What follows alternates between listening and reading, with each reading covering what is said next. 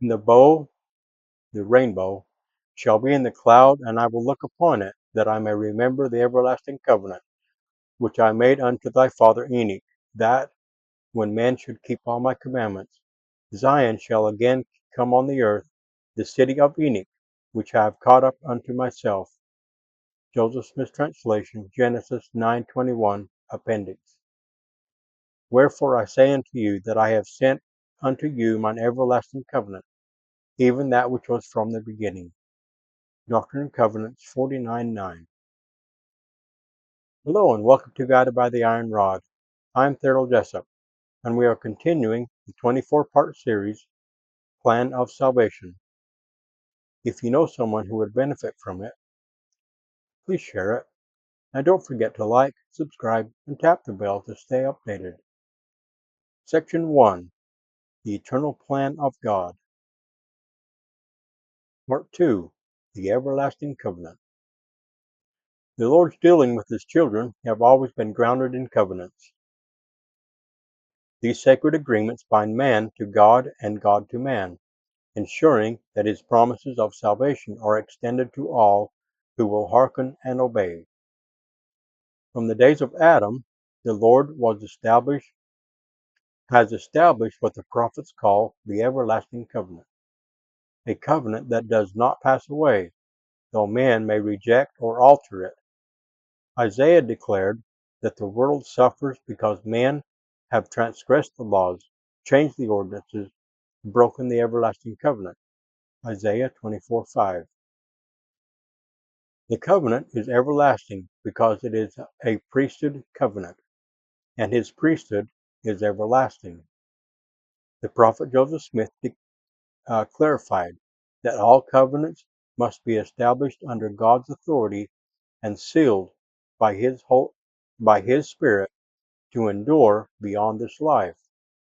The Lord revealed all covenants, contracts, bonds, obligations, oaths, vows, performances, connections, associations, or expectations that are not made and entered into and sealed by the Holy Spirit of promise are of no efficacy, virtue, or force in and after the resurrection from the dead.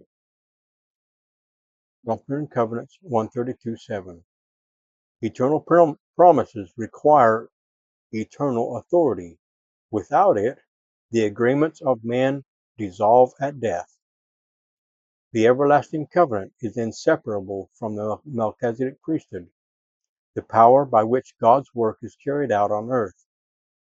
In the Joseph Smith translation of Genesis 14, Melchizedek is described as one who received this holy order, and through it he entered the covenant which God made with Enoch, which was after the order of the Son of God. Joseph Smith translation, Genesis 14:27-28, Appendix. This passage shows that the covenant is not simply a contract. It is a divine order, revealed through priesthood power and centered in Christ. This covenant was extended to Israel in remarkable ways at Sinai. After the children of Israel were delivered from Egypt, the Lord revealed His law through Moses. Chapters 19-31 of Exodus record the Lord offering Israel the fullness of His covenant, associated with the Melchizedek priesthood. If they had remained faithful, they would have been sanctified and brought into His presence as a kingdom of priests and a holy nation. Exodus 19:6. Yet, while Moses communed with the Lord in the mount, Israel turned to idolatry, fashioned a golden calf. Exodus 32. By breaking the covenant so soon after receiving it, they forfeited its fullness. Because of this, the Lord established a lesser covenant with Israel. In Exodus 34, He gave them a law suited to the lesser priesthood, which would act as a schoolmaster to prepare them for Christ. Paul later explained that the law was our schoolmaster to bring us unto Christ. Galatians 3:24. The covenant remained in force but Israel's access to its fullness was limited until Christ came and restored the higher law. This sequence showed the unchanging nature of the everlasting covenant. When men break it, the Lord still works with them, offering what they are able to receive, yet the higher promises await faithfulness. Alma taught that God's justice requires that all things be restored to their proper order. Alma 41:2. The covenant makes such restoration possible.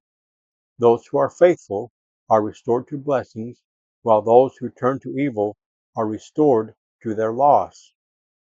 God's covenant is constant, but our experience of it depends on our obedience.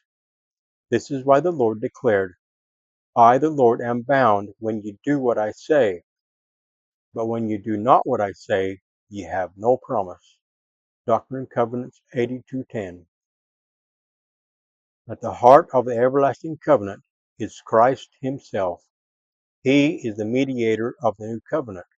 Hebrews 12:24. The one who gives it force through his atoning blood. Without him, no covenant would hold power to save, for there is no flesh that can dwell in the presence of God, save it be through the merits and mercy and grace of the Holy Messiah. 2 Nephi 2:8. The ordinances of the covenant, baptism, confirmation, the sacrament, temple covenants, and sealings, are all centered in him. By them, men and women are bound to Christ, through him to the Father. The covenant is everlasting because it stretches across dispensations. Adam, Enoch, Noah, Abraham, Moses, and the saints in every age have received the same eternal faith. The Lord himself declared, This is the new and everlasting covenant, even that which was from the beginning. Doctrine and Covenants 22:1. The covenant also defines the path of discipleship. The covenant with God is to promise obedience, faith, sacrifice, and consecration. In return, God promises forgiveness, sanctification, and ultimately eternal life. Those who walk the covenant path will inherit the fullness of his glory.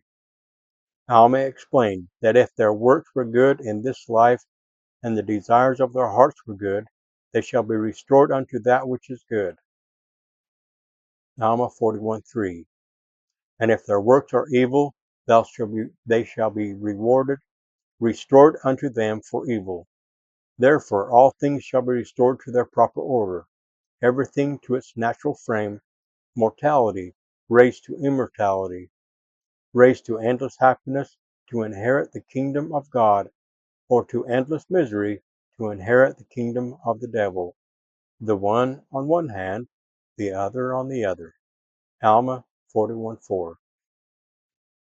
This restoration is the fruit of the everlasting covenant. Thus, from Sinai to Zion, from Melchizedek to the saints in the latter days, the covenant is one. It cannot be broken by God, but men may break their own promises and lose its blessing. Still, through Christ, the covenant remains extended to all who will repent, obey, and endure. As Moroni testified, the invitation stands. Come unto Christ, and be perfected in him. Moroni 10:32. That call is the heart of the everlasting covenant, the eternal bond between God and his children, sealed by the priesthood power and fulfilled in the redemption of Christ. In the name of Jesus Christ, knowing I am accountable for how I use his name. Amen.